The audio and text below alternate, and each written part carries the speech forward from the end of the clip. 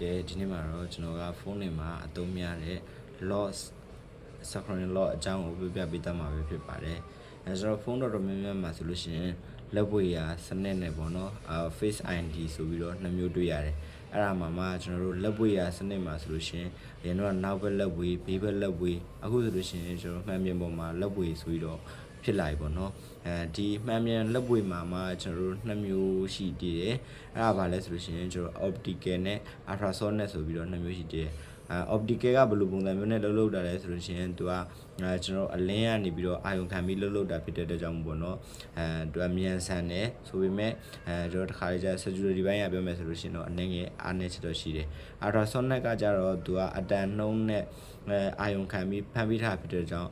security ဘိုင်းပို့ပြီးတော့လုံခြုံစိတ်ချရတယ်ပို့ပြီးတော့မြန်ဆန်တယ်အဲ့လိုမျိုးပိုင်းလေးအားတာချက်ရှိတယ် face ID မှာဆိုလို့ရှိရင်လည်းကျွန်တော်တို့အဲ့လိုမျိုးပဲပေါ့နော်2D face ID နဲ့ကျွန်တော် 3D face ID ဆိုပြီးတော့နှစ်မျိုးရှိတယ်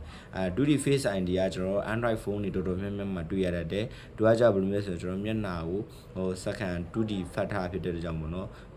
ပွင့်ရတာလွယ်ကူတယ်ဆိုပေမဲ့တစ်ခါတလေကြလို့ရှိရင်ကျွန်တော်ထပ်ပုံနဲ့ဖွင့်လို့ရှိရင်တော့ပွင့်တော့မျိုးပဲ security ဘိုင်းမှာတော့အနေငယ်အားနေတယ်